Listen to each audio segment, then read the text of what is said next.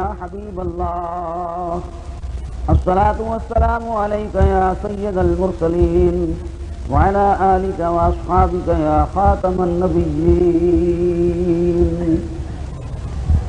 حمد و صلاۃ کے بعد آج کی یہ تقریب سیدنا امام احمد رضا رحمۃ اللہ تعالی علیہ کی یاد میں منعقد کی گئی ہے.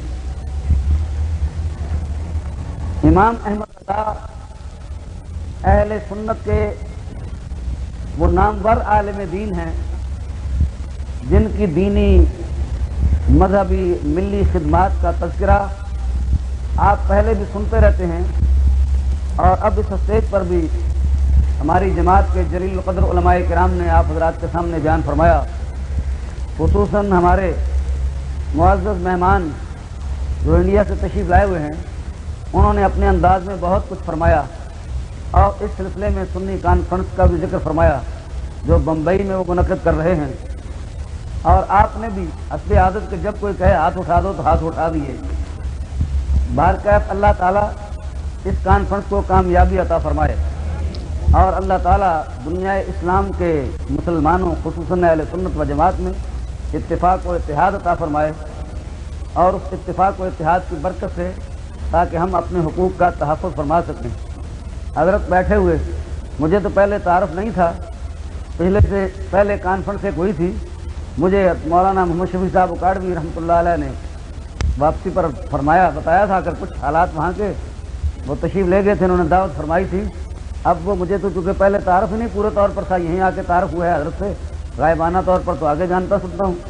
تو مجھے بھی فرما رہے تھے جی کانفرنس ہے. میں نے کہا کانفرنس میں ہم کیا کریں گے، تقریر تو ہماری ہونے نہیں دیں گے. آپ بات تو یہ ہے کہ تقریریں بھی ہوں ہماری وہاں، ایسی صورت کو بنے کہ ہم وہاں کہہ بھی سکیں آزادی کا ختم. آپ کو ہم نے آزادی دی ہے، آپ جیسے چاہتے ہیں کہتے ہیں، ہمیں بھی آزادی دیں وہاں پر ہم اپنی بات کریں وہاں پر. تو ہم انشاءاللہ حاضر ہیں اہل سنت کی خدمت کے لیے. امام اہل سنت کی یہ تقریب منعقد کرنے والی جو ہماری انجمن ہے، اس انجمن کا اس میں گرامی آپ پڑھ رہے ہیں کہ انجمن اشاعت الاسلام ہے. ان کا کام اسلام کی اشاعت ہے.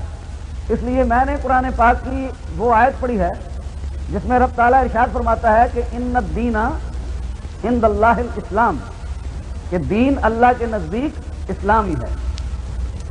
اور امام اہل سنت اعلیٰ حضرت کا تذکرہ خاص طور پر اس لیے ہم کر رہے ہیں کہ اعلیٰ حضرت مجدد دین و ملت ہے.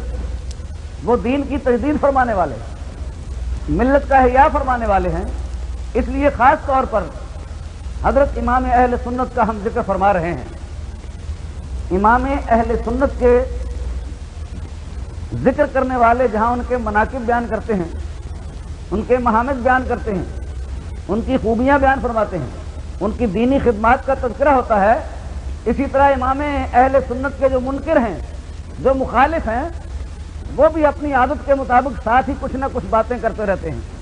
مخالفت کرنے والے بھی مخالفت کرتے رہتے ہیں اور ایسا معاملہ چلا آ رہا ہے آج سے نہیں، شروع سے. تو میں ایسا نہ ہو اگلی بات کرنے سے پہلے یہ ادھار ختم کر دوں، یہ کسی نے کتنے بھیجی ہیں اور ساتھ کہا کہ ضرور جواب دیں، یہ میرے ذمہ باقی نہ رہ جائے. مختصر طور پر عرض کرتا ہوں اور پھر اس کے بعد میں تھوڑا سا کچھ عرض کرتا ہوں مزید انشاءاللہ العزیز اگر آپ حضرات نے توجہ فرمائی تو. سوال: مولانا غلام علی اکاڑوی، کیا خلافت راشدہ کے زمانے میں وہابیت موجود تھی؟ یہ سوال کیا. خلافت راشدہ کے زمانے میں وہابیت موجود تھی؟ سوال ہے. دوں جواب؟ دے دوں؟ سنیں گے؟ خلافت راشدہ کے زمانے میں وہابیت کا موجود ہونا تو درکنار، وہابیوں کا امام تو آدم علیہ السلام کے ساتھ بھی لگا ہوا تھا. امام الوہابیہ جو ہے وہ تو آدم علیہ السلام کے مقابلے میں آیا تھا. ان کا سب سے پہلا امام وہ ہے کہ جب رب تعالیٰ جل شانہ نے فرشتوں کو حکم دیا کہ آدم کو سجدہ کرو، اسجدوا لآدم کا جب حکم ہوا تو سب نے سجدہ کیا فرشتوں نے، مگر یہ ایک اکڑ گیا جو ان کا بڑا امام تھا. وہ اکڑ گیا اللہ. جب رب تعالیٰ نے فرمایا کہ آدم کو سجدہ کرو، اسجدوا لآدم، سب کو اللہ تعالیٰ نے ملائکہ کو حکم دیا، قلنا للملائکۃ اسجدوا لآدم فسجدوا، سب نے سجدہ کیا الا، وہ اللہ کے بعد جو ہے وہ ان کا امام ہے، بڑا امام ان کا جو ہے۔ کیوں آپ کہیں گے کیسے امام ہے؟ میں مبالغے کی بات نہیں کرتا ہوں، حقیقت نفس الامری ہے۔ توحید کو ہم بھی مانتے ہیں، توحید کو وہ بھی ماننے کا دعویٰ کرتے ہیں، توحید کا درس امام احمد رضا نے بھی دیا ہے، توحید اسلام کا بنیادی عقیدہ ہے، بغیر توحید کے آدمی مسلمان نہیں ہوتا ہے۔ ایک توحید فرشتوں کی ہے، ایک توحید ابلیس کی ہے۔ فرشتوں کی توحید تو اس طرح ظاہر ہوئی کہ رب تعالیٰ نے جب حکم دیا کہ آدم کو سجدہ کرو تو آدم کی تعظیم کے لیے فرشتے جھک گئے، اور ان کا جو بڑا امام ہے اس نے انکار کر دیا، اور انکار بھی ایسا کیا، ایسا اکڑا، ابا واستکبر وکان من الکافرین، اور کہنے لگا کہ کیسے سجدہ کروں، اس کو تو نے مٹی سے پیدا کیا ہے اور مجھے نے آگ سے پیدا کیا ہے، خلقتنی من نار وخلقتہ من طین، تو آگ مٹی کے سامنے کیسے جھک جائے؟ سجدے سے انکار کر دیا، اکڑ گیا وہ۔ تو نتیجہ کیا نکلا؟ اور اکڑا کیوں؟ اکڑا اس لیے، یہ ایک اور صاحب نے دوسری چٹ دی ہے، اس کو بھی میں اب اسی کے ساتھ ہی ملاتا ہوں تاکہ دونوں سوالوں کا جواب اکٹھا ہی ہو جائے، اس پر اکٹھا ہی کچھ کہہ دوں۔ دوسرا سوال کسی نے یہ لکھا ہوا، کوئی فوٹو اسٹیٹ بھیجا ہے کسی جگہ کا، کسی اخبار کے اندر یہ لکھا ہے کہ طریقت کی راہ شیطان سے سیکھو، طریقت کی راہ شیطان سے سیکھو، اس نے مردود خلائق ہونا پسند کیا مگر غیر حق کو سجدہ نہ کیا۔ یہ طریقت کی راہ شیطان سے سیکھو کہ مردود خلائق ہونا تو پسند کر لیا مگر آدم کو سجدہ نہ کیا، کہ غیر حق کو سجدہ کرنا جائز نہ سمجھا اس نے۔ اب یہ پوچھتے ہیں کہ غلط ہے کہ صحیح ہے؟ میں غلط صحیح کا تو کوئی حوالہ نہیں لیا ہوا ہے، میں اس کو غلط بھی بنا سکتا ہوں، اس کو صحیح بھی بنا سکتا ہوں۔ طریقت کی راہ شیطان سے سیکھو، شیطان سے کیا سیکھیں؟ یعنی مردود خلائق ہو جائیں اور اللہ کے سوا کسی کی تعظیم نہ کریں، یہ بات تو غلط ہے بالکل۔ اور یہ سیکھیں کہ چاہے وہ مردود ہو گیا لیکن وہ اپنی بات پر اڑا رہا، تو شیطان اپنے کفر اور انکار پر اڑا رہا ہے تو سچا مومن جو ہے جو ایمان پر اڑ رہا ہے، آپ ایمان پر پکے رہیں، اسی طرح ثابت قدم رہیں چاہے کچھ بھی ہوتا رہے۔ شیطان مردود نے سجدہ نہ کیا اور لعنتی ہو گیا، اور لعنت کا توق اس کے گلے میں آج تک پڑا ہوا ہے۔ اور اگلی کتابوں میں مرازی وغیرہ دوسرے لوگوں نے، امام غزالی وغیرہ نے لکھا ہے کہ حضرت موسیٰ علیہ السلام جا رہے تھے طور پر، راستے میں شیطان کھڑا تھا، اس نے روک لیا، کہا کہاں جاتے ہیں؟ کہا طور پر، رب تعالیٰ سے ہم کلام ہونے جا رہا ہوں۔ کہا تو میرے لیے بھی کچھ کریں؟ ان کا کیا کروں؟ انہوں نے کہا میرے لیے بھی معافی مل جائے، میرے لیے خدا تعالیٰ کی بارگاہ میں جب جائیں تو معافی مل جائے، لعنت کا توق میرے گلے میں پڑا ہوا ہے۔ کہا بہت اچھا۔ موسیٰ علیہ السلام رب سے ہم کلام ہوئے، اور ہم کلام ہونے کے بعد یہ بھی کہا کہ وہ راستے میں کھڑا ہوا تھا اور اس نے یہ پیغام کہا کہ میری معافی کی صورت ہے؟ وہ کہتے ہیں رب تعالیٰ نے فرمایا کہ ہاں معافی ہو سکتی ہے، جیسا جرم کیا ہے اس جرم کی پہلے اس کی قضا یہ ہے کہ آدم علیہ السلام کو سجدے کا حکم دیا تھا تو آدم کو سجدہ تو نہیں کیا اس نے، تو اب جائے آدم کی قبر پر جا کے سجدہ کرے تو معافی مل جائے گی۔ موسیٰ علیہ السلام خوش بخوش چلے آئے، چلو جی بات بن گئی ہے، ساری دنیا کو گمراہ کر رہا تھا، قصہ ختم ہو گیا، آئندہ گمراہی اس کی رک جائے گی۔ پھر وہ راستہ روک کے کھڑا ہوا تھا، تو پھر آ کے پوچھا کہ کیا بنا حضرت؟ فرمایا یہ حکم ہوا ہے تو سجدے کی قضا کرو۔ کہنے لگا سبحان اللہ، یہ کام کرنا تھا تو پہلے زندے کو کر لیتا، جا کے قبر کو سجدہ کروں، قبر کو سجدہ کروں؟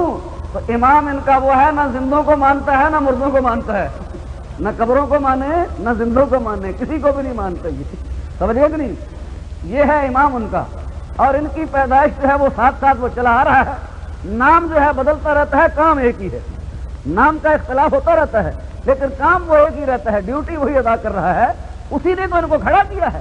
اسی لیے جناب مصطفیٰ صلی اللہ علیہ وسلم نے ارشاد فرمایا، جب حضور علیہ السلام دعا فرما رہے تھے کہ اللہ مبارک لنا فی یمننا، اے اللہ ہمارے یمن میں برکت دے، اے اللہ ہمارے شام میں برکت دے، جب حضور نے یہ دعا فرما رہے تھے تو ایک نجدی کھڑا ہوا جن کا ذکر ابھی فرما رہے تھے مولانا ظہیر الدین صاحب، وہ نجدی کھڑا ہو کہنے لگا وفی نجدنا، حضور ہمارے نجد کے لیے بھی دعا کریں۔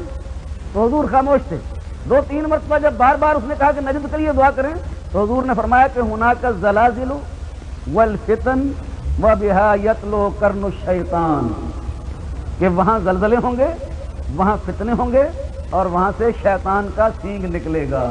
محمد بن عبد الوہاب نجدی کرن شیطان نکلے گا وہاں سے، جس نے تمام دنیا کے مسلمانوں کو کہا کہ یہ مشرک ہے، سب کو کہا کہ یہ کافر ہیں. جو آدمی اس کے عقیدے پر نہ ہو وہ سب کو عالم کو مشرک سمجھتا تھا. بزرگان دین کی قبروں پر جا کر زیارت کرنا، قبر پر کھڑے ہو کر بزرگوں سے نہیں خدا سے ہی دعا کرنا اور بزرگوں کا وسیلہ پکڑنا، یہ بھی نجدیوں کے ہاں شرک ہے. اس کو بھی مشرک کہتے تھے ان آدمیوں کو جو اللہ کی بارگاہ میں کسی بزرگ کا وسیلہ ہی پکڑیں. اور نبی کریم علیہ السلام کی قبر شریف کی حاضری، حضور کی قبر پاک پر حضور کی زیارت کی نیت سے جانا، اس کو بھی انہوں نے حرام اور بدعت قرار دیا. چنانچہ نجدی آج تک جو کتابیں تقسیم کرتے ہیں عربی میں، اردو میں اور دوسری زبانوں کے اندر، اس کے اندر واضح طور پر لکھتے ہیں کہ مدینہ شریف جائے تو مدینہ شریف جا کر مسجد نبی کی نیت سے جائے، حضور کے روضہ شریف کی نیت نہ کرے. اور اس کا اثر ہم پر بھی ہے کہ ہمارے صدر صاحب بھی جب جاتے ہیں تو ہمارا پریس اخبار جو ہے جس پر نجدیوں کا تسلط ہے، یہ نہیں کہتے مدینہ شریف حضور کے روضے کی زیارت کے لیے گئے ہیں، کہتے ہیں مدینہ شریف جائیں گے مسجد نبوی میں عبادت کریں گے. تو مسجد نبوی کی تو نیت کر سکتے ہو لیکن حضور کے روضے کی نیت نہیں کر سکتے. یہ نجدیوں کا عقیدہ ہے، ابن تیمیہ اور اس کے اتباع کا. حالانکہ یہ بات نہیں سمجھتے کہ مسجد نبوی کو کیا عزت حاصل ہے.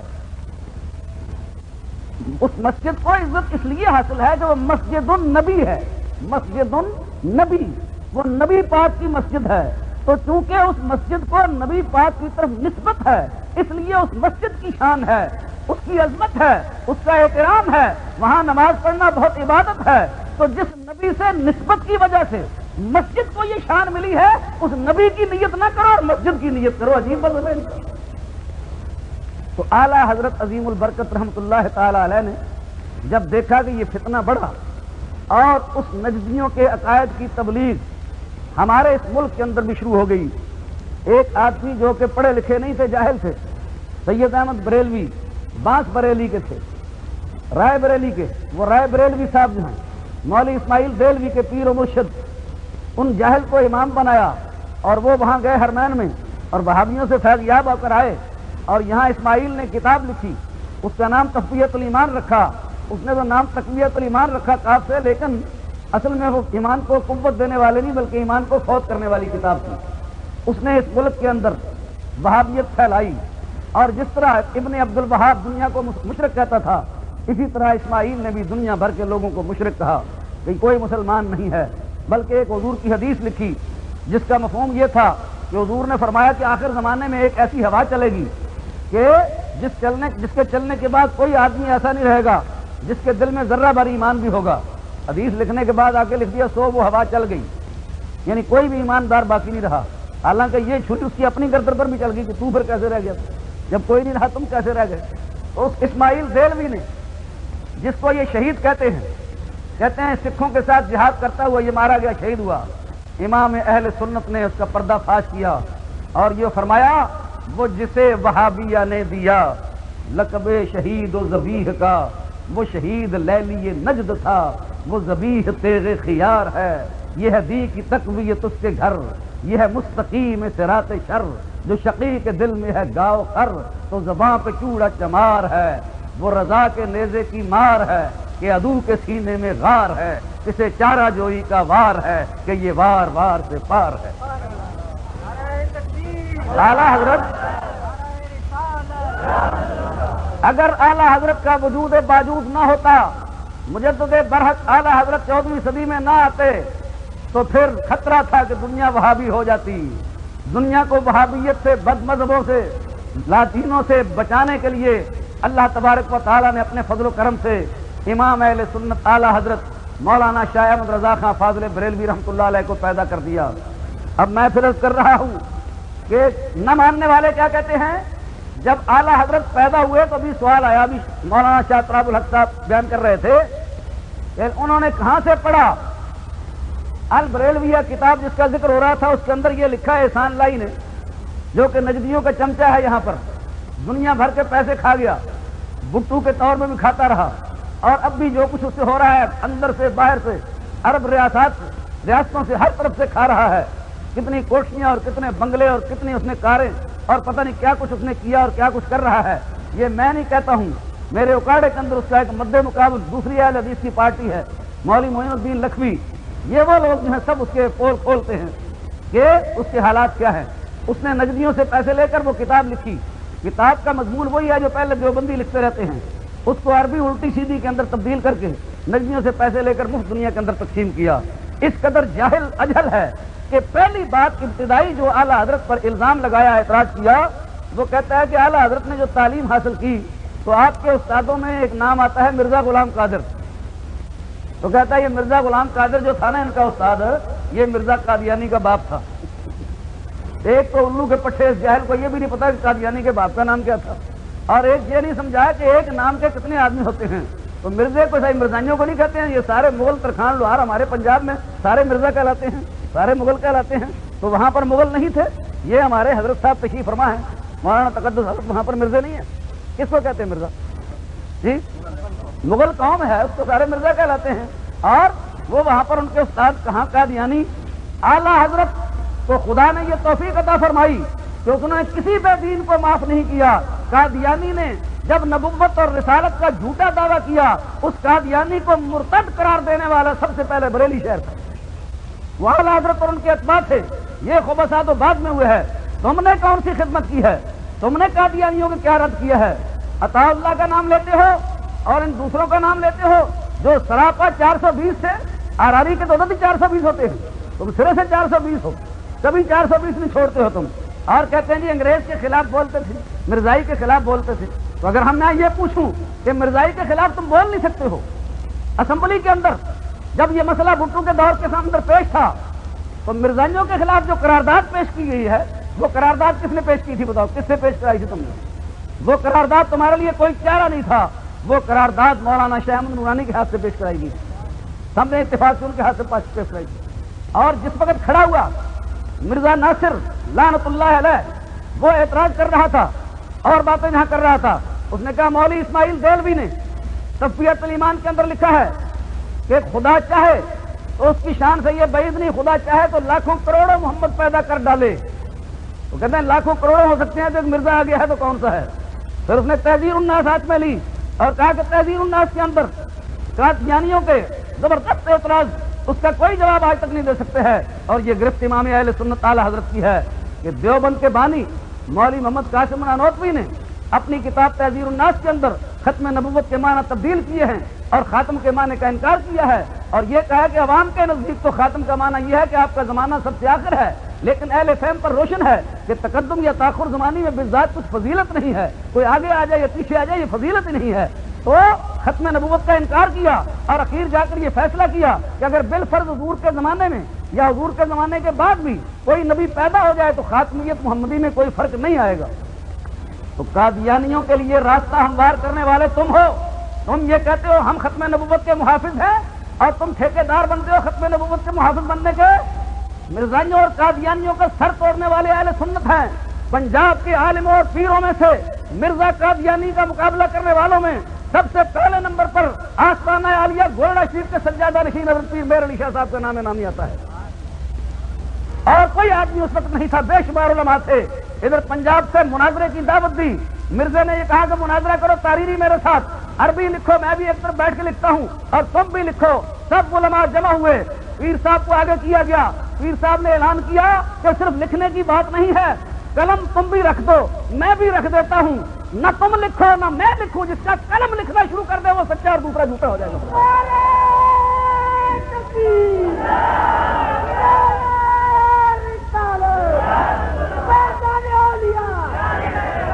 تو میرے دوستو عزیزو، یہ ٹھیکیدار جو بن گئے ہیں خامخائی ہر بات کے اور ملک کے اندر فساد انتشار پھیلا رہے ہیں، انہوں نے مرزائیوں کے لیے میدان صاف کیا۔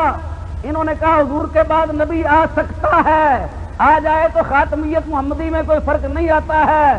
انہوں نے کہا آ سکتا ہے، مرزے نے کہا آ سکتا ہے تو پہلا نمبر ہمارا آنے دو۔ اب ان کا مرزائیوں سے جو جھگڑا ہے نا، آپ کہیں گے یہ کوئی ختم نبوت کانفرنسیں کرتے ہیں، کتنی تاریخیں چلتی ہیں، ابھی گرفتار ہے کتنے یہ بڑے بڑے ان کے، اور اس وقت سے لڑ رہے ہیں، تو ان کی جنگ اور ہے، ہمارا جنگ اور ہے۔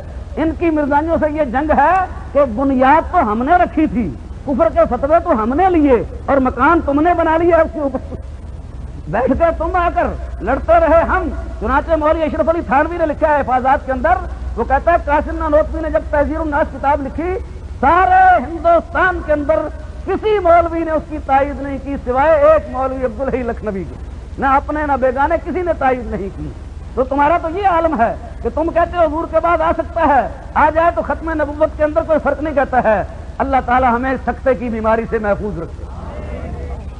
اعلیٰ حضرت عظیم البرکت نے جو ہمیں درس دیا ہے وہ ان کا درس دیا ہے اوپر سے توحید کے مسئلے سے شروع ہوتے ہیں اعلیٰ حضرت کہ دیوبندی وہابی کہتے ہیں کہ خدا جھوٹ بول سکتا ہے، وہ کہتے ہیں حضور کا نظیر ممکن ہے، حضور کا مثل آ سکتا ہے، خدا چاہے تو لاکھوں کروڑوں محمد پیدا کر دے، حضور کے بعد نبی پیدا ہو سکتا ہے، جگہ جگہ سکتا ہے سکتا ہے سکتا ہے سکتا ہے۔ اس سکتے کے مرض کو ختم کرنے کے لیے خدا نے امام اہل سنت کو پیدا کر دیا، اعلیٰ حضرت کو رب نے پیدا فرما دیا، جس نے اس کا دفاع کیا، رد فرمایا۔ اور اس بریلویہ کے اندر الزامات جو ہیں، ایک الزام یہ ہے کہ اعلیٰ حضرت نے وصیت کی، اس وصیت کے اندر انہوں نے یہ لکھا کہ میرے اس دنیا سے رخصت ہونے کے بعد بہت اچھے اچھے لذیذ کھانے جو ہیں وہ غریبوں مسکینوں کو پکا کر کھلانا، اور اس کی فہرست دی کہ یہ دینا یہ دینا یہ دینا یہ دینا یہ دینا۔ اس پر وہابیہ نے اعتراض کیا، البریلویہ وغیرہ نے، کہ یہ دیکھو جی ساری عمر بھی حلوے کھیرے ہی کھاتے رہے تھے اور مرنے کے بعد بھی یہی یاد ہے کہ پلا دینا، کھیر دینا، پھرنی دینا، یہ دینا وہ دینا، بس یہی باتیں یاد رہیں۔ لیکن کاش کہ اعلیٰ حضرت کی اس وصیت کو، اس پر اعتراض کرنے سے پہلے اپنے بڑے مولوی اشرف علی تھانوی علیہ ما یستحقو کی وصیت بھی دیکھ لیتے، اشرف علی کی وصیت کو بھی دیکھ لیتے۔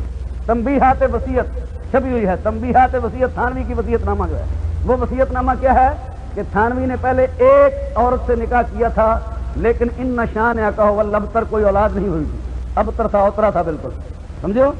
پھر اس کے بعد دوسرے نکاح کرنے کی نیت تھی تو اس کے لیے ایک خواب گھڑا کہ خواب کے اندر میں نے دیکھا ہے کہ بہت بڑے بڑے علماء بزرگ اکٹھے ہیں، نام لیا اپنے بڑوں کا، اور کہا کہ میں نے دیکھا کہ حضرت عائشہ صدیقہ جو ہے وہ کھانا پکانے کے لیے تشریف لائی ہیں۔ پوچھا اس نے کہ ایک فخر نے سالے نے جو یہ خواب دیکھا، پوچھا یہ کیا ہے؟ کہا یہ مہمان بڑے بڑے بزرگ جو ہیں علماء دیوبند آئے ہوئے ہیں، ان کی خدمت کے لیے معاذ اللہ حضرت عائشہ ان کا کھانا پکانے آئی ہے۔ تو یہ خواب تو چلو خواب تھی، تھانوی نے تعبیر اس کی یہ بیان کی کہ اس سے معلوم ہوتا ہے کہ مجھے اللہ تعالیٰ کو نوجوان لڑکی دینے والا ہے، الیاذ باللہ ثم الیاذ باللہ۔ جو حضور نے عائشہ صدیقہ سے نکاح کیا تھا نوجوان تھی، بار کا ایک اور نکاح کر لیا تھانوی صاحب نے۔ اب نکاح کر لیا تو پہلی جو بیوی تھی نا، اس کے لیے وصیت کی تھی کہ جب میں مر جاؤں گا اس کے لیے کوئی چیز کھانے پینے کے لیے ہے نہیں، چندہ اکٹھا کر لینا، ایک ایک روپیہ سارے مرید مل کر، اور 20 روپیہ ماوار اس کو دے دیے کرنا۔ اب ایک دوسری بیگم بھی کر لی، وہ بھی اسی طرح رہی، خالی رہا معاملہ۔ تو پھر اس کے بعد کہا کہ بھائی اب چونکہ میں نے ایک دوسرا نکاح کر لیا ہے، ایک ایک روپیہ اور اکٹھا کر لینا تم، اور مزید 20 کی بجائے تم 30 کر کے 15 روپے دونوں کو دے دیا کرنا۔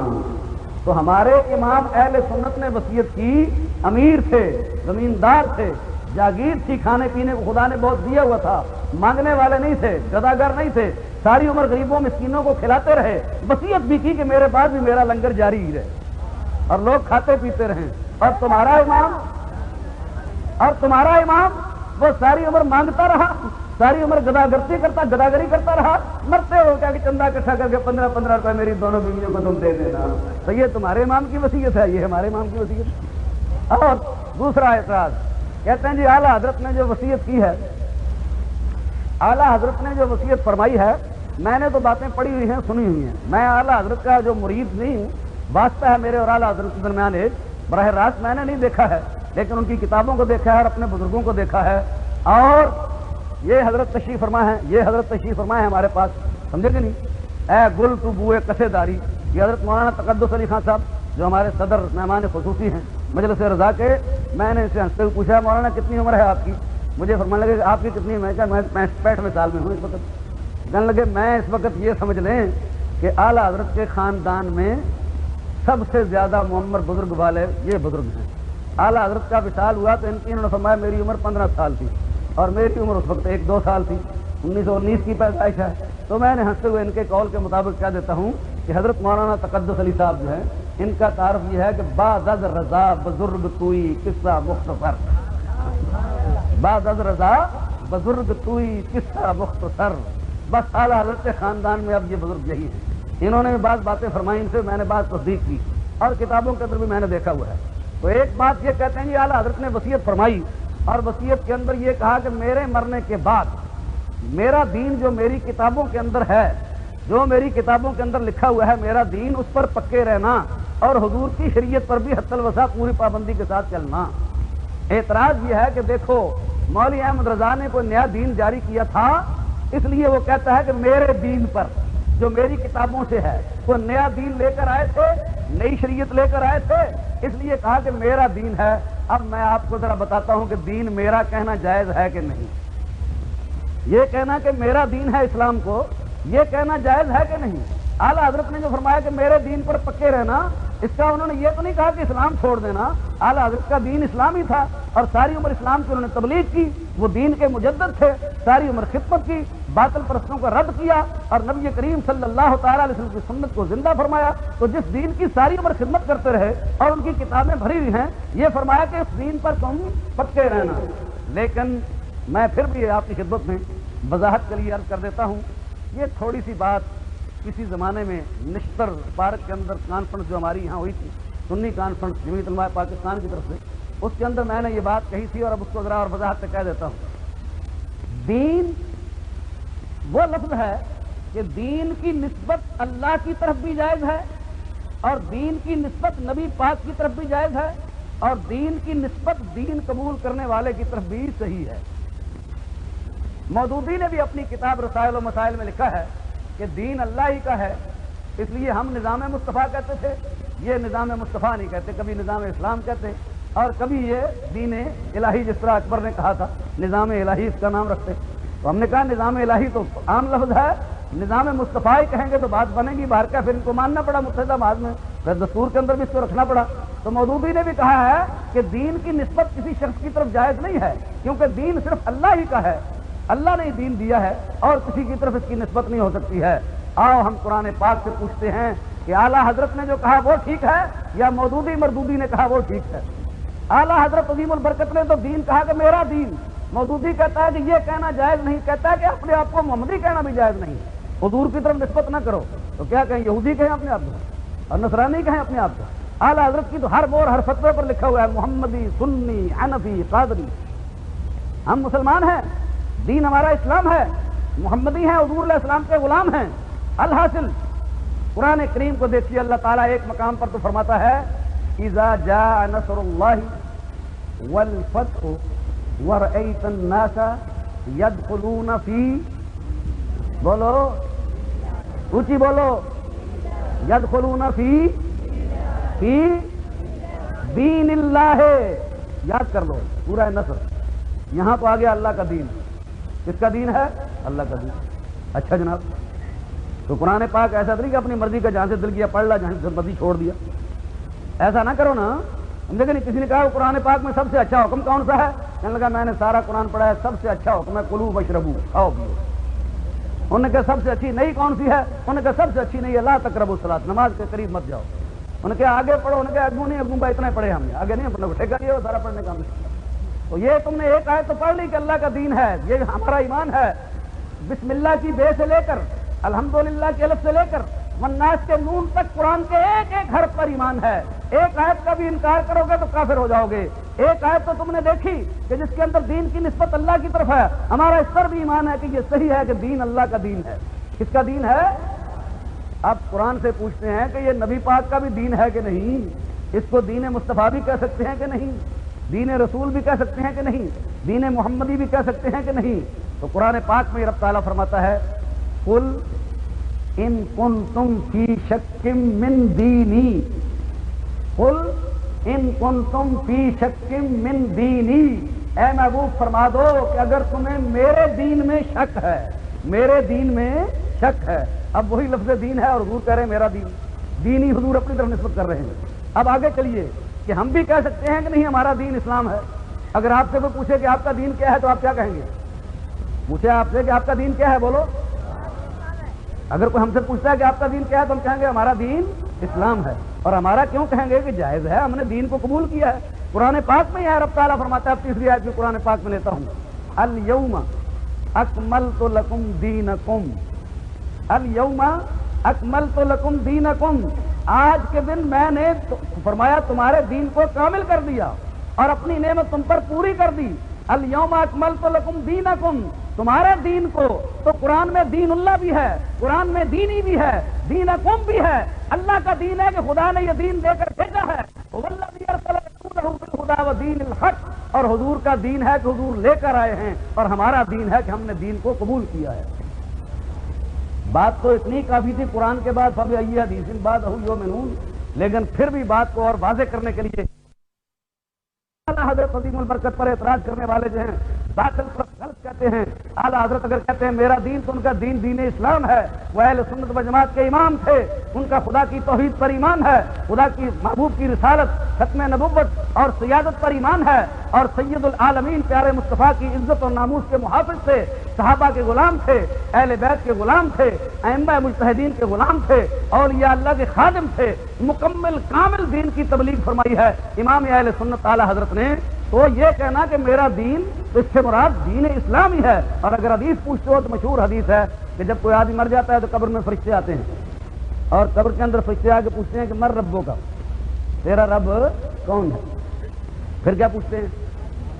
ما دینوں کا, تیرا دین کیا ہے؟ من نبیوں کا, ما کنت تقول فی ھذا الرجل. تو پہلا سوال کہ مر ربوں کا, تیرا رب کون ہے؟ مومن کیا کہے گا؟ ایسے امتحانی سوالات ہیں کہ سوالات پرچہ آؤٹ کر دیا پہلے ہی, سوال بھی بتا دیے اور جواب بھی بتا دیے ہیں کہ کوئی سنی فیل نہ ہو, سب پاس ہو جاؤ تاکہ فرسٹ ڈویژن نہ ہو, کوئی آدمی سیکنڈ تھرڈ میں بالکل نہ آئے. سارے سوال پکے کر لو, یاد کر لو پہلے سے ہی. مر ربوں کا پوچھا جائے گا, حضور نے بتا دیا. آقا و مولا نے کس نے بتایا؟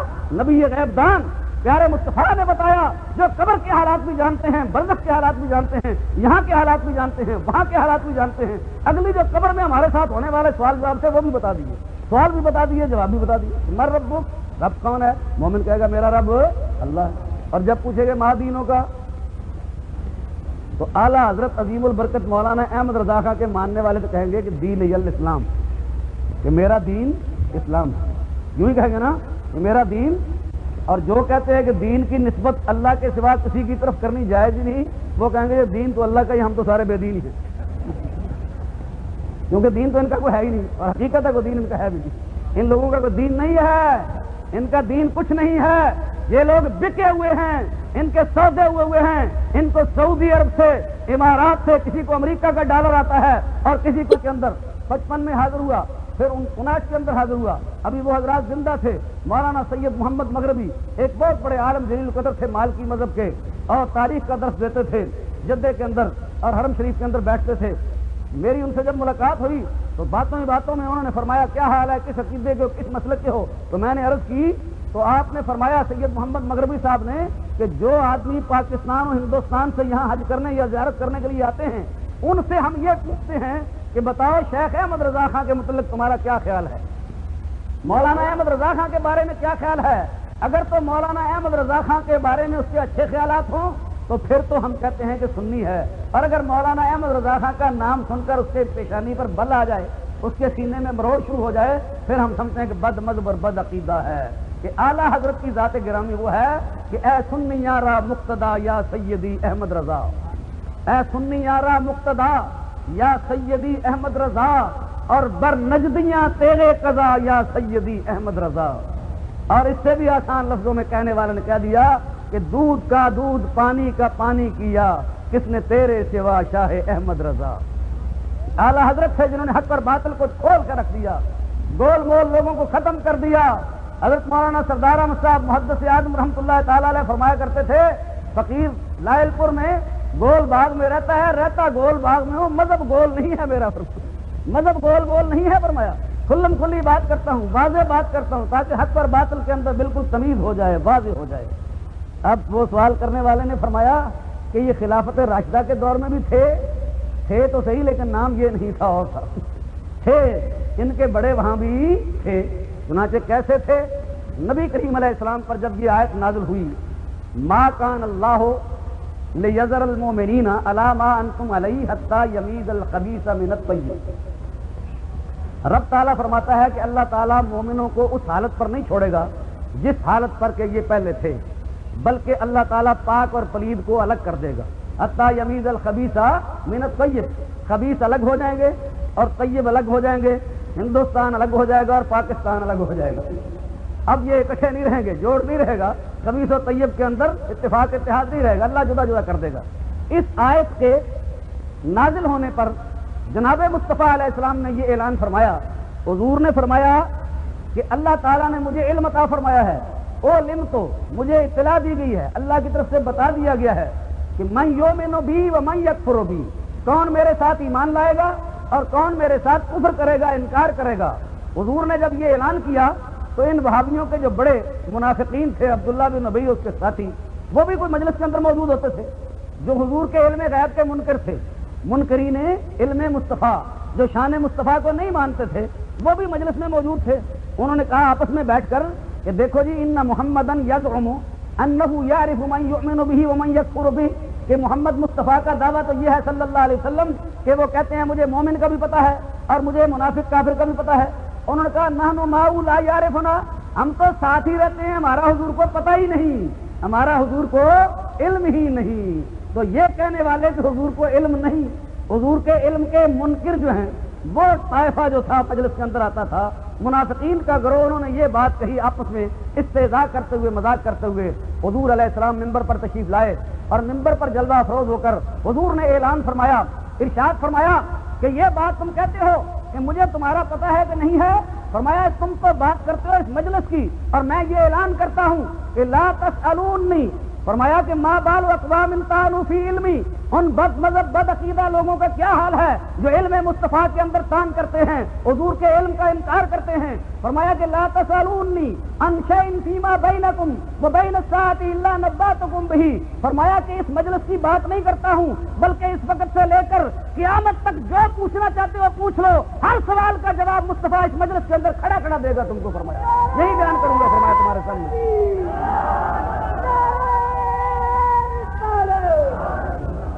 ایک آدمی کھڑا ہو گیا، کھڑے ہو کے کہا کہ اچھا، جب آپ نے اعلان فرمایا کہ ہر سوال کا جواب دوں گا، اب بتائیے جناب کہ من نبی میرے ابے کا نام کیا ہے؟ سن لو۔ اب چاہیے تھا نا کہ حضور کہتے ہیں بھائی کوئی نماز کا مسئلہ پوچھو، کوئی روزے کا مسئلہ پوچھو، کوئی نکاح کا مسئلہ پوچھو، کوئی زکوٰۃ کا مسئلہ پوچھو، کوئی شریعت سے متعلق بات پوچھو۔ یہ تم نے کیا الٹی بات پوچھ لی ہے کہ میرا باپ کون ہے؟ یہ کوئی پوچھنے والی بات ہے؟ لیکن چونکہ اعلان فرما دیا تھا کہ جو پوچھو گے ہر سوال کا جواب دوں گا، اور کہا اس نے کہ من نبی میرا ابا کون ہے، اس کے بارے میں لوگوں کو اختلاف تھا ابے کے بارے میں، اس لیے اس نے کہا تھا کہ حضور فرما دیں گے، لوگ جو ہے آئندہ غلط بات نہیں کہیں گے۔ حضور نے فرمایا تمہارے باپ کا نام حذیفہ ہے۔ ایک اور آدمی کھڑا ہوا، کہنے لگا اچھا یہ تو بتا دیا آپ نے کہ ابا اس کا فلاں ہے، اب یہ بتایا کہ اینا آنا، میں کہاں جاؤں گا؟ میں اصحاب شمال سے ہوں یا اصحاب یمین سے ہوں؟ دائیں بازو والا ہوں کہ بائیں بازو والا ہوں؟ میں کہاں ہوں گا؟ اینا آنا، میں مرنے کے بعد جنتی ہوں کہ دوزخی ہوں؟ کہاں جاؤں گا؟ نور نبوت سے جناب مصطفیٰ علیہ السلام نے معلوم فرمایا، اور جناب سرکار دو عالم علیہ السلام نے سمجھا کہ اس کے دل کے اندر بیماری ہے وہابیت کی، یہ حضور کے علم کا منکر ہے۔ اعلان کیا جناب مصطفیٰ علیہ السلام نے، فرمایا کہ انت فی النار، تو جہنم میں ہوگا۔ فرمایا حضرت عمر فاروق گھٹنے ٹیک کر بیٹھ گئے اور عرض کی کہ یا رسول اللہ، ہم کوئی سوال نہیں کرتے، ہمارا ایمان ہے رضینا باللہ ربا وبالاسلام دینا وبمحمد صلی اللہ علیہ وسلم نبیا۔ فرمایا عرض کی یا رسول اللہ، ہم اللہ کے رب ہونے پر اور اسلام کے سچا دین ہونے پر اور آپ کے سچا نبی ہونے پر ہم راضی ہیں، ہم راضی ہیں یا رسول اللہ، اور ہم کوئی سوال نہیں کرتے۔ حضور اعلان فرما رہے تھے ورنہ کہ سلونی اما شئتم، بخاری میں ہے سلونی اما شئتم، جو پوچھنا ہے پوچھ لو، جو سوال کرنا ہے سوال کر لو۔ اگر سوال چلتے تو حضور ہر سوال کا جواب دیتے جاتے، لیکن فاروق اعظم نے کہا لوگوں کے پردے فاش ہو جائیں گے اگر حضور نے بیان کرنا شروع کر دیا ہر کا سوال کا جواب، اس لیے کہا حضور ہم راضی ہیں ہر بات سے، ہمیں کسی بات کے پوچھنے کی ضرورت نہیں ہے۔ ہمارے امام اہل سنت اعلیٰ حضرت رحمۃ اللہ تعالی علیہ حج کرنے کے لیے گئے، جب مکہ معظمہ کے اندر پہنچے، طواف کر رہے تھے، مولوی خلیل احمد امبیٹھی دیوبندی بھی وہاں گیا ہوا تھا۔ آپس میں وہابیوں نے مشورہ کر کے کہا کہ اس وقت مولوی احمد رضا عرب میں آیا ہوا ہے، حج کے لیے آیا ہے، اس کے پاس کتابیں نہیں ہیں، اس کے پاس سامان نہیں ہے، اس لیے اب اس سے سوال کرنا چاہیے۔ چنانچہ مسئلہ علم غیب کے متعلق اعلیٰ حضرت سے وہاں انہوں نے سوال کر دیا کسی آدمی کے ذریعے سے۔ اعلیٰ حضرت عظیم البرکت وہیں پر صبح اشراق پڑھ کے بیٹھے اور قلم برداشت تھا، نہ کوئی کتاب تھی، نہ کوئی ساتھ حوالہ تھا، نہ کوئی معاون تھا، بسم اللہ شریف پڑھ کے لکھنا جو شروع کیا، مسئلہ علم غیب کو ظہر کی نماز سے پہلے 6-7 گھنٹے کے اندر عربی کی کتاب الدولۃ المکیہ لکھ دی، پوری کتاب لکھ دی اعلیٰ حضرت رحمۃ اللہ تعالیٰ۔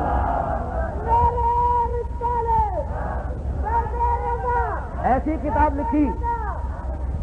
کتاب لکھی کہ آج تک خدا کے فضل سے لاجواب ہے۔ وہ کتاب تیار کر کے علماء مکہ کو دی، رات کو علماء کی مجلس لگی، شریف مکہ بیٹھا اور ایک آدمی نے کتاب لی علماء مکہ سے اور کتاب پڑھ کے شریف کو سنانی شروع کر دی۔ کتاب سنا رہے تھے الدولۃ مکیہ اور کتاب و سنت کے جو دلائل اعلیٰ حضرت نے پیش فرمائے تھے ان کو سن کر علماء بھی اور شریف بھی سبحان اللہ کہہ رہے تھے۔ اور جب کتاب ختم ہونے کو پہنچی تو شریف مکہ نے کہا کہ اللہ یعطی وہؤلاء یمنعون، کہ خود یہ زندہ موجود ہے ابھی سامنے۔ اعلیٰ حضرت کے خاندان کے ان کے وارث، روحانی وارث اور نسبی وارث مولانا تقدس علی صاحب نے فرمایا کہ اعلیٰ حضرت صبح کو سب سے پہلے جب قلم ہاتھ میں لیتے تھے تو قلم شریف لے کر پہلا جملہ جو لکھتے تھے ڈائری پر وہ یہ تھا کہ اللہ رب محمد صلی اللہ علیہ وسلم، اللہ رب محمد صلی اللہ علیہ وسلم۔ یہ آتا ہے نا، ہر کام کو اللہ کے نام سے شروع کرنا چاہیے۔ جو کام اللہ کے نام سے شروع نہ کیا جائے، کل امر ذی بال لم یبدا بسم اللہ فهو ابتر، وہ نامکمل ہوتا ہے۔ تو اعلیٰ حضرت سب سے پہلے جو قلم چلتا تھا نا تو سب سے پہلے اللہ کا نام اللہ، اور پھر اللہ کا نام اس طرح لیتے تھے کہ اللہ کے نام کے ساتھ ہی اللہ رب محمد، کہ اللہ جو ہے وہ حضور کا رب ہے، وہ حضور کا رب ہے، اور پھر حضور پر درود بھی صلی اللہ علیہ وسلم، اللہ حضور پر درود اور سلام بھیجے۔ تو وہ امام اہل سنت جو صبح اٹھتے ہی جس نے ڈائریاں کی ڈائریاں کاغذ بھرے ہوئے ہیں، جن پر روزانہ وہ لکھتے تھے امام اہل سنت اللہ رب محمد، ان پر یہ الزام لگانا، ان پر یہ اعتراض کرنا کہ وہ معاذ اللہ حضور کو خدا کہتے تھے یا خدا کے ساتھ ملا دیتے تھے، جھوٹ ہے، غلط ہے، بہتان ہے۔ یہ امام کا عقیدہ نہیں ہے، بلکہ امام کا عقیدہ یہ ہے کہ سرور کہوں کہ مالک و مولا کہوں تجھے، سرور کہوں کہ مالک و مولا کہوں تجھے، باغ خلیل کا گلے زیبا کہوں تجھے، تیرے تو وصف عیب تناہی سے ہیں بری، حیران ہوں میرے شاہ میں کیا کیا کہوں تجھے، لیکن رضا نے ختم سخن اس پہ کر دیا، خالق کا بندہ خلق کا مولا کہوں تجھے۔ اعلیٰ حضرت پر یہ اعتراض کیا جاتا ہے، معترضین کہتے ہیں کہ جیسا کہ آپ سن رہے تھے، سنتے رہتے ہیں کہ انہوں نے تاریخ خلافت کی مخالفت کی، تاریخ ہجرت کی مخالفت کی، ترک موالات کی مخالفت کی، گاندھی کی مخالفت کی، وہ انگریزوں کے حامی تھے، انگریزوں کے مددگار تھے اور ایسے غلط الفاظ استعمال کرتے ہیں، یہ سب سراسر بکواس ہے۔ اعلیٰ حضرت کو انگریزوں سے، انگریزی سے اتنی نفرت تھی کہ اعلیٰ حضرت فرماتے ہیں کہ میں انگریزی کا ایک کلمہ بھی اپنے منہ پر نہیں لانا چاہتا ہوں، اور انگریزی لباس فضاقتہ کو پسند نہیں کرتے تھے، کوٹ پتلون پہننا اس وقت شعار سمجھتے تھے، نصارہ کیسے اس وقت جائز نہیں سمجھتے تھے، اور اس قدر نفرت تھی انگریز سے کہ ڈاک پر جو ٹکٹ لگتے ہیں نا، خط کے اوپر ڈاک کے ٹکٹ، 3 حکومتیں بدلی اعلیٰ حضرت کے زمانے میں، وکٹوریا کی، ملکہ وکٹوریا کی حکومت تھی، پھر ایڈورڈ ہپتم تھا، پھر جارج پنجم تھا، وہ ٹکٹ جو بنے ہوتے تھے تو پہلے وکٹوریا ملکہ کا اس پر ہوتا تھا بت، اس کے بعد پھر جارج کا ہوتا تھا یا ایڈورڈ کا ہوتا تھا، تو اعلیٰ حضرت جو خط لکھتے تھے 1 پیسے کا ٹکٹ آتا تھا اس وقت، تو 1 پیسے کا ٹکٹ لے کر وہ سیدھا نہیں لگاتے تھے، الٹا لگاتے تھے کہ سر نیچا رہے اس کا اور دوسرا ایسا اونچا رہے۔ جب خادم کہتے حضور باہر جائے گا، لوگ کہیں گے کتنا بڑا عالم دین ہے، اور امام اہل سنت اور لوگ مجدد کہتے ہیں تو کہیں گے اس کو ٹکٹ لگانا بھی نہیں آتا ہے، کہ ٹکٹ بھی الٹا ڈاک پر لگاتا ہے، تو آپ ہنستے مسکراتے، فرمایا نہیں، ان کا سر الٹا ہی رہے تو مجھے پسند آتا ہے، ان کا سر الٹا رہے تو مجھے پسند آتا ہے۔ تو جو آدمی اتنا گوارا نہیں کرتا ہے کہ وہ ڈاک کا ٹکٹ جو ہے وہ سیدھا نہیں لگاتا ہے، وہ انگریز کو کہتے ہیں پسند تھا، انگریز کی حمایت کرتا تھا، اور پھر اس کے ساتھ ہی پیسے کا جہاں ٹکٹ لگتا تھا، ایک شاگرد یا مرید نے خط بھیجا، 2 پیسے کا ٹکٹ لگا کر بھیج دیا، جواب کے اندر لکھا کہ آئندہ 2 پیسے کا ٹکٹ نہ لگانا، 1 پیسے کا ٹکٹ ایک لگانا، ایک کی بجائے دوسرے پیسے کا ٹکٹ تم فالتو لگایا ہے، تم انگریز کی خواہ مخواہ پیسے سے مدد کرتے ہو تم، تو 1 پیسے سے انگریز کی مدد کس طرح روادار نہیں تھے، اللہ تعالیٰ نے ان کو اس طرح محفوظ فرمایا تھا۔ اور یہ جو مسائل تھے یہ خالص دینی مسائل تھے۔ خلافت کے اندر ظاہری طور پر اس وقت ہندو مسلمان اکٹھے تھے، گاندھی ساتھ تھا، تو گاندھی کو خلافت اسلامی سے کیا تعلق؟ گاندھی کی آندھی آئی تھی، بڑے بڑے مولوی اور لیڈر سب اس کے ساتھ تھے، جیسا کہ سنا آپ نے مسجد کے اندر ممبروں پر شردانند اور گاندھی جیسوں کو بٹھایا گیا اور گاندھی کی جے کہا جاتا تھا، تو اعلیٰ حضرت عظیم البرکت نے اس کی مخالفت کی کہ ہندو مسلم کبھی متحد نہیں ہو سکتے ہیں، ہندو اور مسلمان کا اتفاق نہیں ہو سکتا ہے، بکری اور خنزیر کا ایک حکم نہیں ہو سکتا ہے، شربت و شراب ایک نہیں ہو سکتی ہے، دھوتی پرشاد اور پاجامے سلوار والے ایک نہیں ہو سکتے ہیں، گائے کھانے والے اور گاں کو ماں کہنے والے ایک نہیں ہو سکتے ہیں، مسلمان الگ قوم ہے اور ہندو الگ قوم ہے۔ تو اعلیٰ حضرت نے اس لیے مخالفت کی اور فرمایا کہ جہاں تک مسلمان حکومت کی امداد کا تعلق ہے اس میں کوئی خطرہ نہیں ہے، ہم مسلمان سلطنت کو ہی امداد کرنے کو تیار ہیں، لیکن ادھر سے چندے وندے اکٹھے کر کے سب کھا گئے اور بمبئی کے راستے لے جانا چاہتے تھے، وہیں سارے ہڑپ کر گئے کہ ہزار روپیہ، اور آگے نہ پہنچا سکا، نہ ادھر پہنچا نہ ادھر پہنچا، سب ہڑپ کر گئے۔ اس لیے اعلیٰ حضرت ڈٹے رہے اپنے موقع پر کہ میں اس کو اسلامی تعلیمات کے خلاف سمجھتا ہوں۔ اسی طرح یہ ترک موالات کا جو مسئلہ تھا، انگریزوں کو چھوڑ دو، ان کے ساتھ ان کے مال کا بائیکاٹ کر دو، ان کو نوکریاں چھوڑ دو، تو ہندو بڑا بدماش شیطان ہے۔ دراصل وہ چاہتا یہ تھا کہ یہ مسلمان جو ہیں تھوڑے بہت نوکری، یہ بھی نوکری چھوڑ دیں، ان کی جگہ بھی ہندوؤں پر کر لیں، اور ادھر انگریز کے مال کا بائیکاٹ کراتے تھے اور اپنا مال انہیں کا تھا، سارا ان کا مال ہی تھا ہندوؤں کا، تو اپنا مال جو ہے اس کو پھیلانا چاہتے تھے، گاندھی کا خطر چلانا چاہتے تھے اور چرخے کاٹتے تھے اسٹیچوں کے اوپر بیٹھ کر، لیکن اعلیٰ حضرت کی فراست تھی، آپ سمجھتے تھے۔ اسی طرح ہجرت کے لیے کہا گیا، بڑے بڑے مولوی بڑے بڑے لیڈر پھسل گئے، کہا کہ ہندوستان سے ہجرت کر جانی چاہیے۔ کئی غریب مسلمانوں نے جائیدادیں بیچی، مکان بیچے، اونے پونے کو نکل کر کابل کے اندر گئے، کسی نے وہاں سنبھالا نہیں۔ وہ ہم ہیں، پاکستانی ہیں، خدا کے فضل سے ہمارا اس طرف اتنا وسیع ہے کہ 30 لاکھ افغان آئے ہوئے ہیں اور ہم ان کے مہمان نواز بنے ہوئے ہیں خدا کے فضل و کرم سے، لیکن جو ہجرت کر کے مسلمان یہاں سے گئے تھے گھر بار بیچ کے، ان کو کسی نے نہ سنبھالا، بیچارے واپس آئے، نہ پھر ادھر کے رہے نہ وہ ادھر کے رہے۔ اس لیے اعلیٰ حضرت نے کہا کہ یہ مکان، یہ زمینیں، یہ جائیداد یہ انگریز کی نہیں ہے، یہ ہندو کی نہیں ہے، یہ ہمارے باپ دادوں نے مسلمانوں نے ملک فتح کیا تھا اور ہماری اپنی جائیدادیں ہیں، اس لیے ہم یہ کبھی کسی کافروں کے لیے چھوڑ کر نہیں جائیں گے۔ تو مخالفت کی اس کی بھی آپ نے۔ اور جب دہلی کے اندر تمام علماء جمع ہوئے اور کہا جی ہندوؤں کے خلاف مل کر تاریخ چلانی چاہیے، انگریزوں کی مخالفت کرنی چاہیے، تو اعلیٰ حضرت رحمۃ اللہ علیہ نے فرمایا کہ ایک سانپ گورا ہوتا ہے، ایک سانپ کاڑا ہوتا ہے، گورے سانپ سے کاڑا سانپ زیادہ خطرناک ہوتا ہے، کاڑا اس سے بھی زیادہ خطرناک ہوتا ہے سانپ جو ہوتا ہے۔ تو فرمایا کہ انگریز بھی ہمارا دشمن ہے، ہندو بھی ہمارا دشمن ہے، ہمارا کوئی اس سے جوڑ نہیں ہو سکتا ہے کہ ہم گاندھی کے ساتھ مل جائیں، ہندوؤں کے ساتھ۔ یہ ہمیں مشرک و بدعتی کہنے والے، شرک کے مسلمانوں پر فتوے دینے والے اور مسلمانوں میں انتشار پھیلانے والے اور اعلیٰ حضرت پر افتراء اور بہتان باندھنے والے، ساری عمر یہ گاندھی اور نہرو کے ساتھ رہے اور ساری عمر ابوالکلام آزاد اور حسین احمد اور ان کے جتنے بڑے تھے، انہوں نے اس طرح ہندوؤں کا ساتھ دیا کہ اقبال کو کہنا پڑا کہ حسین احمد سے دیوبندی چ بل جبیس، کہنا پڑا ان کو۔ یہ اعلیٰ حضرت تھے، امام اہل سنت، نہ اس وقت ابھی مسلم لیگ تھی، نہ اس وقت پاکستان کا مطالبہ تھا، نہ اس وقت کوئی اس طرح کی سیاسی جماعت تھی۔ اعلیٰ حضرت نے گاندھی کے اٹھتے ہی خلافت و ہجرت کے موقع پر ہی مسلمانوں کو بتایا کہ ہندو اور مسلمان دونوں اکٹھے نہیں چل سکتے ہیں۔ چنانچہ قائد اعظم بھی کچھ مدت ساتھ چلے، چھوڑ دیا، مولانا محمد علی شوکت علی بھی کچھ دیر ساتھ چلے، انہوں نے چھوڑ دیا، مولانا عبد الباری صاحب بھی توبہ کر کے آ گئے، اور بھی کئی علماء نے ان کا ساتھ چھوڑ دیا۔ جب نہرو رپورٹ پڑھی تو سب مسلمانوں کی آنکھیں کھلی کہ یہ ہندو تو مسلمانوں کے دشمن ہیں، ہر طرح دشمن ہیں، اور چنانچہ آج آپ دیکھ رہے ہیں یہ تو اللہ تعالیٰ کی مہربانی ہے، تاریخ اپنے اوراق کو دہراتی ہے، ظالم کو دنیا کے اندر خدا تعالیٰ سزا دیتا ہے۔ وہ سکھ جن سکھوں نے سن 47 کے اندر مسلمانوں پر ظلم و ستم کیا تھا، ہمارے خون کی ہولی سے کھیلے تھے، آج وہی سکھ جو ہے ان پر ہندو ان کا وہی حال بلکہ اس سے بدتر کر رہے ہیں جو کچھ انہوں نے ہمارے ساتھ کیا ہے۔ تو انشاءاللہ وہ وقت دور نہیں ہے کہ اللہ تبارک و تعالیٰ انہیں ذلیل کرے گا، خائب و خاسر کرے گا۔ ہمارا امام اہل سنت جو ہے اس کی تعلیمات کی برکت تھی کہ اس کے تلامذہ، ان کے خلفاء، ان کے مریدین اٹھے، بنارس کانفرنس کے اندر جمع ہوئے اور مطالبہ پاکستان کی حمایت کی، اور ایسی حمایت کی کہ حضرت محدث صاحب کشوچوی رحمۃ اللہ علیہ نے فرمایا کہ جب تک پاکستان نہیں بنے گا سنی پاکستان بنانے کے بغیر دم نہیں لیں گے۔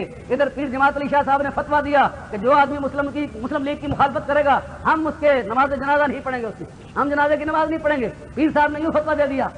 تو پنجاب، پاکستان، ہند، سندھ تمام جتنے علماء تھے اہل سنت و جماعت، سینکڑوں نہیں ہزاروں علماء جمع ہوئے، اور یہ فیصلہ ہو جانے کے بعد صدر الفاضل مولانا نعیم الدین صاحب مراد آبادی نے لاہور کے اندر علامہ ابو الحسنات مسجد وزیر خان کے صدر، جمعیت علماء پاکستان کے پہلے صدر، غازی کشمیر، مفسر قرآن حضرت امام اہل سنت مولانا دیدار علی شاہ صاحب کے صاحبزادے کو لکھا، فرمایا کہ مولانا کیونکہ ہم نے اب فیصلہ کر لیا ہے کہ ہم پاکستان کی حمایت کریں گے، اگر مسلم لیگ اس مطالبے سے دستبردار بھی ہو جائے تو سنی اس وقت تک دم نہیں لیں گے جب تک کہ پاکستان نہیں بنے گا۔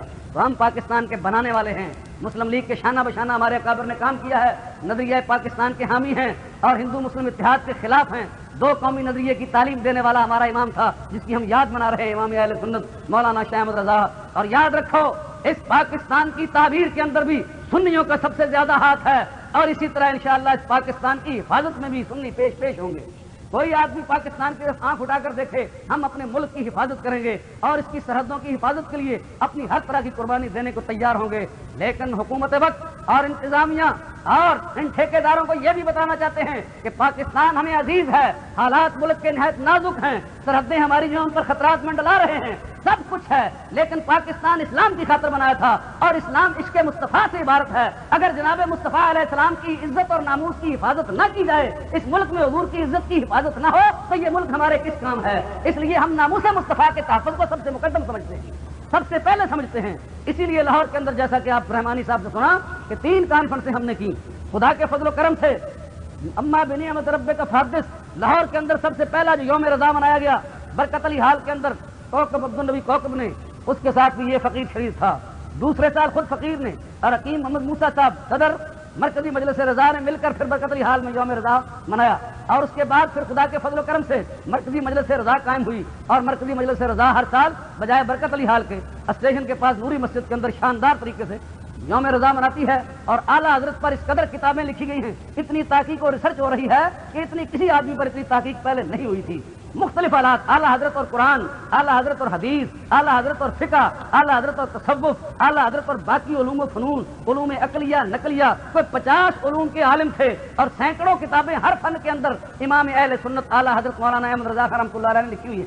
کون سی چیز کو بیان کرے گا؟ وہ کنز الایمان جس پر پابندی لگائی ہے اس کے محاسن خوبیاں بیان کرنی شروع کر دیں تو وہ ختم نہیں ہوتی ہیں۔ حدیث کے اندر جو امام کا مقام تھا، 15ویں 20ویں ساری تفسیریں دیکھو، اگر کوئی مسئلہ اڑ جائے قرآن پاک کی کسی آیت کے اندر سمجھ نہ آئے تو اعلیٰ حضرت کا ترجمہ کنز الایمان پڑھو، ترجمہ دیکھنے سے فوراً اشکال حل ہو جاتا ہے۔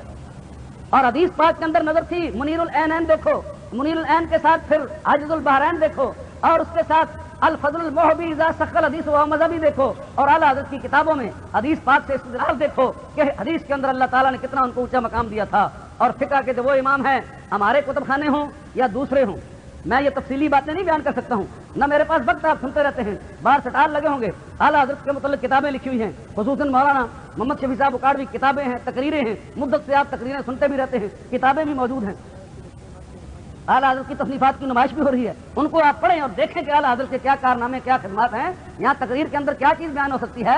کہنے کو تو بہت کچھ کہنے والے کہتے ہیں، لیکن یقین جانے کہ دیوبندیوں کے بڑے بڑے مفتی، یہ ملک غلام علی جو آپ وفاقی شریعت میں اوپر کو بھیجا ہوا ہے جماعت اسلامی کی طرف سے، انہوں نے ملک غلام علی نے خود لکھ کر بھیجا تھا ایک موقع پر یوم رضا پر کہ جب مجھے کوئی فتویٰ دینا ہوتا ہے تو میں سب سے پہلے بہار شریعت دیکھتا ہوں، بہار شریعت دیکھتا ہوں، بہار شریعت سے اگر مسئلہ نظر نہ آئے تو پھر میں دوسری کتابیں دیکھتا ہوں، اور جب کسی مسئلے کی پوری تحقیق دیکھنی ہو تو فتاوی رضویہ دیکھتا ہوں، اعلیٰ حضرت کی تحقیقات دیکھتا ہوں۔ تو دوسرے لوگ بھی جب مسئلے کی ضرورت پڑتی ہے تو فقہ میں سارے کے سارے اعلیٰ حضرت کے محتاج ہیں۔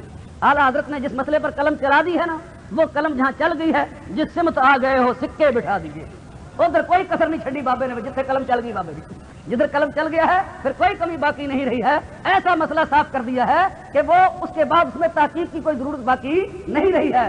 جو مسئلہ نہیں لکھا ہے اس کے لیے پھر ہم پریشان ہیں، مضطرب ہیں، تلاش کرتے ہیں، ادھر دیکھتے ہیں، ادھر دیکھتے ہیں، ادھر دیکھتے ہیں، لیکن فتاوی رضویہ جو تقریباً 11 جلدیں چھپ چکی ہیں، 12 مجلدات کے اندر اعلیٰ حضرت کا وہ شاہکار وہ کارنامہ ہے کہ جس کی کوئی مثال کسی عالم کے اندر نہیں ملتی ہے۔ بڑے بڑے ہمارے فتاوے ہیں اہل سنت کے حنفیوں کے، لیکن جو تحقیق اللہ تعالیٰ نے جو حق جو تحقیق کا ادا کیا ہے امام اہل سنت اعلیٰ حضرت نے، وہ اعلیٰ حضرت ہی ہیں، وہ وہی ہیں۔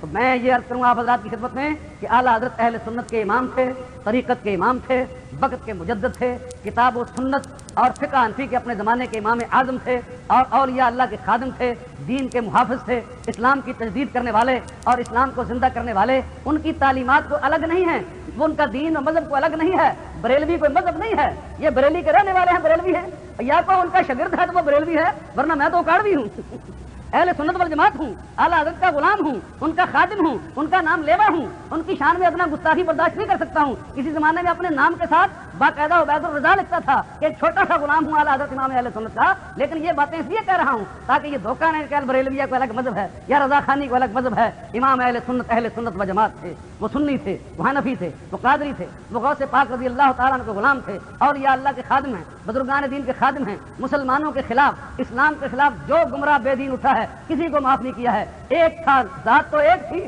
لیکن ایک ذات پورا ادارہ تھی، پوری جماعت تھی خدا کے فضل و کرم سے، اور وہ کام کر گیا ہے کہ عرب و عجم میں جن کا چرچا ہے۔ شہرت ہے. رب تعالیٰ فرماتا ہے کہ فذکرونی اذکرکم، تم میرا چرچا کرو میں تمہارا چرچا کروں گا. انہوں نے خدا رسول کا چرچا کیا اور امام احمد رضا کا چرچا ہے. یہاں کراچی ککری گراؤنڈ میں نہیں، کراچی میں نہیں، لاہور میں نہیں، پاکستان میں نہیں، ہندوستان میں نہیں، عرب کے اندر، عجم کے اندر جہاں بھی میلاد شریف پڑھا جاتا ہے اور جہاں میلاد شریف منایا جاتا ہے، ہر طرف چاروں طرف آواز آ رہی ہے کہ مصطفیٰ جان رحمت پہ لاکھوں سلام. یہ قبولیت اللہ تعالیٰ نے امام اہل سنت اعلیٰ حضرت رضی اللہ تعالیٰ عنہ کو عطا فرمائی ہے. اور ذالک فضل اللہ یؤتیہ من یشاء، یہ اللہ کا فضل ہے، جس کو چاہتا ہے دے دیتا ہے. کہتے ہیں جی اعلیٰ حضرت جو ہے نا جی یہ کسی کو معاف ہی نہیں کرتے جی، کفر کی تو مشین تھے جی مشین. تو اعلیٰ حضرت فرماتے ہیں کفر کی مشین کیا ہوتی ہے؟ اعلیٰ حضرت نے کسی مسلمان کو کافر نہیں کہا. جو گستاخ اور بے ادب تھے جنہوں نے کفر کیا ان کو آپ نے چھوڑا نہیں، معاف نہیں کیا. کافر بنانا اور ہے، کافر بتانا اور ہے. اعلیٰ حضرت نے کسی کو کافر بنایا نہیں، بلکہ ہم ان کو بناتے نہیں بلکہ بتاتے ہیں. ایک آدمی کے نجاست لگ جائے کپڑے کو اور اس کو نظر نہ آئے پلیدی لگی ہوئی ہو اور آپ بتا دیں جی آپ کے کپڑے میں گندگی لگی ہوئی ہے، تو یہ تو نہیں کہ وہ نجاست آپ نے لگائی ہے، آپ نے تو بتائی ہے. کفر گستاخوں بے ادبوں نے کیا اور اعلیٰ حضرت نے بتایا، رجسٹریاں کی، واضح کیا، مناظرے کی، چیلنج دیے، سب کچھ کیا. جب نہ مانے تو پھر فتویٰ دیا کہ یہ گستاخان رسول ہیں، یہ بے ادب ہیں مصطفیٰ صلی اللہ علیہ وسلم کے. پھر کسی کو آپ نے معاف نہیں فرمایا. اور کیسے معاف کرتے تھے؟ جو حضور کا گستاخ و بے ادب اس کو معاف کرنے کے سوال ہی پیدا نہیں ہوتے. اور ان کی تمام تعویلات پر پانی پھیر دیا اور اللہ کے فضل و کرم سے اس طرح مدلل کر دیا کہ آج تک جواب نہیں ہے. تو میں ابھی عرض کر رہا تھا کہ اسمبلی کے اندر جب وہ فضائیہ ناصر احمد نے پیش کیا تحذیر الناس کو تقویت ایمان کو اور کہا کہ جواب دو، تو مولانا شاہ احمد نورانی نے مفتی محمود کی طرف اشارہ کیا کہ دو جواب. اب یہ تمہاری کتابیں ہیں، ہماری تو نہیں ہیں. اب دو جواب ان چاچوں کو کھڑے ہو کر بتاؤ ان کو، کوئی دو ان کو جواب ہم دینے لگتے ہو. تو ہمارے وہاں پنجاب کے اندر اخباروں کے اندر آتا رہا، یہاں مجھے پتہ نہیں ہے پیچھے کہ ہمارے کئی مطالبہ کیا کہ یہ تحذیر الناس کتاب ضبط ہونی چاہیے اور جہاں کتاب ملے اس کو لے کر جلا دینا چاہیے، جس میں یہ لکھا ہے کہ حضور کے بعد نبی آ سکتا ہے، بالفرض کو نبی آ جائے تو خاتمیت محمدی میں کوئی فرق نہیں آتا ہے. چاروں طرف سے مطالبے کے جب زور ہوا نا تو کسی دیوبندیوں نے پھر دے دیا. انہوں نے کہا نہیں لکھا ہوا تو ٹھیک ہے، پر چلو مرزائی فائدہ اٹھاتے ہیں، چلو اس کو ختم ہی کر دو، پابندی لگا دینی چاہیے اس کے اوپر. تو یہ کتابیں جو خبیث کتابیں ہیں جن کے اندر گستاخی بے ادبی ہے ان کو ضبط نہیں کرتے. کنز الایمان پر اس لیے پابندی لگوائی ان دیوبندیوں نے، وہابیوں نے اور انڈیا کے وہابیوں نے مل جل کر سب نے، اس لیے کہ کنز الایمان جو اعلیٰ حضرت کا ترجمہ ہے، تاج کمپنی والوں سے پوچھو کئی ترجمے انہوں نے چھاپے، لیکن اس ترجمے کو خدا نے ایسی مقبولیت عطا فرمائی کہ عرب و عجم میں دنیا بھر میں جہاں مسلمان ہیں کنز الایمان کی مانگ ہے. ہر طرف اس کی مانگ تھی، چرچا تھا اور سب ترجمے اس کے سامنے مانگ پڑ گئے تھے اعلیٰ حضرت کے ترجمے کے سامنے. اس لیے پابندی لگائی انہوں نے اور اس کو ختم کرنے کی کوشش کی، لیکن ان کی پابندی سے کیا ہوتا ہے؟ اعلیٰ حضرت کا نام روشن رہے گا. اور کنز الایمان یقیناً ایمان کا خزانہ ہے اور خزائن العرفان جو ہے وہ عرفان معرفت کے خزانے ہیں. مولانا نعیم الدین نے موتی پروئے ہیں اور اعلیٰ حضرت کے نام لیوا موجود ہیں. اور میں آخر میں اپنی حکومت کو، صدر مملکت کو اور انتظامیہ کو یہ انتباہ کرنا چاہتا ہوں کہ اس ملک کے اندر ہم پاکستان کے بنانے والے، پاکستان کے وفادار، اعلیٰ حضرت کے مریدین خلفاء، حضرت صدر الفاضل حضرت سید محمد صاحب محدث کچھوچوی، مولانا ابو البرکات، مولانا ابو الحسنات، مفتی اعظم مولانا مصطفیٰ رضا خان اور پیر مانکی اور پیر سیال، جتنے علماء اہل سنت سے سارے اس پاکستان کے بنانے والے ہم اور ہمارے اکابر ہیں، وہ ہمارے بزرگ ہیں. اگر اس پاکستان کو بچانا ہے تو اس کے لیے ضروری ہے کہ حضور کی عزت اور ناموس پر جو ناپاک حملہ کرتے ہیں، جیسے لاہور کے اندر شاہی مسجد کے اندر انہوں نے بکواس کیا اور نعرہ رسالت کا گندا جواب دیا، ان گستاخوں کو گستاخی کی یہاں اجازت نہیں ملنی چاہیے. اور تم جو یہ اعلان کرتے ہو، کہتے ہو لوگوں کے سامنے صدر صاحب کہ جب میری بیٹری کمزور ہوتی ہے تو چارج کرانے کے لیے میں مدینہ شریف جاتا ہوں، تیری بیٹری چارج تب ہوگی اس ملک کے اندر جو حضور کے گستاخ اور بے ادب ہیں، جو نبی پاک علیہ السلام کی شان میں بے ادبی کرتے ہیں، جب تک ان کو پھانسی پر نہیں لٹکاؤ گے اور ناموس رسالت کی حفاظت نہیں کرو گے تمہاری بیٹری چارج نہیں ہوگی. اور یہ زندگی جو ہے اس پر کوئی اعتبار نہیں ہے. میں کوئی سیاسی بات نہیں کر رہا ہوں، دینی سطح سے بات کر رہا ہوں. پہلوں سے سبق حاصل کرو، پہلوں سے سبق حاصل کرو، اپنے سے پہلے سے سبق حاصل کرو، انڈیا والی سے سبق حاصل کرو. یہ دنیا فانی ہے، حضور کی عزت کی حفاظت کرو، یک جانبداری نہ کرو، طرفداری نہ کرو، اہل سنت کے حقوق کی حفاظت نہ کرو. یہ سوئے ہوئے شیر ہیں، ان کو مت اٹھاؤ. اور میں نے سنا ہے کہ یہاں ایک خبیث خارجی پارٹی ہے جو یہ کوشش کر رہے ہیں، ان کا مقصد یہ ہے کہ پاکستان کے اندر فساد ہوتا رہے، کبھی سنی اور شیعہ کو لڑاتے ہیں اور اب کہتے ہیں کہ 12 ربیع الاول کو عید میلاد کا جلوس نہیں نکلنا چاہیے. اگر عید میلاد کے جلوس کے اندر کسی خارجی نے مزاحمت کی تو پشاور سے لے کر کراچی تک ناموس رسالت پر تمام کے تمام سنی مر مٹیں گے. ہم کسی کو پھر باقی نہیں چھوڑیں گے اور ساری اس کی ذمہ داری اس حکومت کے ذمہ ہوگی جس نے ان خبیثوں کے منہ میں لگام نہیں دی اور ان کو پال رہا ہے. یہ سنی نہیں ہے، یہ خارجی ہیں، یہ بے دین ہیں، یہ ابن عبد الوہاب کے چیلے ہیں، یہ نجمیوں کے چیلے ہیں، یہ پاکستان کے دشمن ہیں، یہ گاندھی اور نہرو کے ماننے والے ہیں. انہوں نے جشن دیوبند منا کر داڑھی کو اوپر رکھا اور ساری داڑیاں نیچے تھی، یہ گستاخان رسالت ہیں، یہ پاکستان کے وفادار نہیں ہیں۔ جو نبی پاک کے وفادار نہیں ہے وہ تمہارے کہاں وفادار ہوں گے؟ اس لیے ان پر اعتبار نہ کرو، ان پر اعتماد مت کرو، یہ دشمنان دین ہیں، ہمیں لڑانا چاہتے ہیں۔ ہم اہل سنت و جماعت ہیں اور اہل سنت کا ہے بیڑا پار، اصحاب حضور نظم ہے اور ناؤ ہے عطرت رسول اللہ کی۔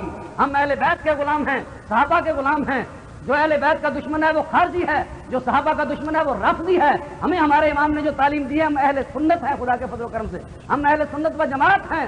لیکن اگر کوئی سنی کہلاتا ہوا گستاخی بے ادبی کرے، جیسا کہ یہاں کسی اخبار میں سنا اشتہار دیا گیا اور کیلنڈر شائع کیا گیا کہ یوم فاروق اعظم جو سب سے اچھا منائے گا اس کو حضرت ابو بکر کے نام کا تمغہ دیا جائے گا، پھر حضرت عمر کے نام کا تمغہ دیا جائے گا، پھر حضرت عثمان کے نام کا تمغہ دیا جائے گا، اور چوتھے درجے پر لکھا کہ پھر جو چوتھے درجے پر ہوگا اس کو امیر معاویہ کے نام کا تمغہ دیا جائے گا۔ تو خبیثو علی کدھر گئے؟ علی کو کہاں کیا چوتھے جو خلیفہ راشد ہیں؟ علی کو نہیں مانتے ہیں جو خلیفہ راشد ہیں؟ ہم امیر معاویہ رضی اللہ تعالیٰ عنہ کی گستاخی جائز نہیں سمجھتے ہیں، حضور کے صحابی تھے، لیکن ہم غلام علی ہیں، علی کو سچا خلیفہ مانتے ہیں، ان کو خلیفہ برحق مانتے ہیں۔ جو حضرت علی کی خلافت نہ مانے اس کو ہم خارجی سمجھتے ہیں، اہل بیت کا دشمن سمجھتے ہیں۔ یہ یزید کو امیر المومنین کہنے والے اور حضرت علی کے نام سے جلنے والے یاد رکھیں کہ انشاءاللہ علی کی شان وہ تھی کہ علی کا گھر بھی کیا گھر ہے کہ جس گھر کا ہر ایک بچہ جہاں پیدا ہوا شیر خدا معلوم ہوتا ہے، اور یہ تو قانون قدرت ہے کہ بچے شیر کے ہوں شیر، علی کا ہر گدا شیر خدا معلوم ہوتا ہے۔ ہم خدا کے فضل و کرم سے نعرہ تکبیر، مردہ والا نعرہ مارو ختم ہے تاکہ پتہ لگے کہ سنی بیٹھے ہوئے ہیں، زندہ ہیں۔ نعرہ تکبیر، نعرہ رسالت، غیظ میں جل جائیں بے دینوں کے دل، یا رسول اللہ کی کثرت کیجیے۔ نعرہ رسالت، نعرہ تحقیق، نعرہ حیدری، نعرہ غوثیہ، پاکستان، اسلام، علماء حق، علماء اہل سنت۔ السلام علیکم ورحمۃ اللہ، باقی پھر اللہ تعالیٰ۔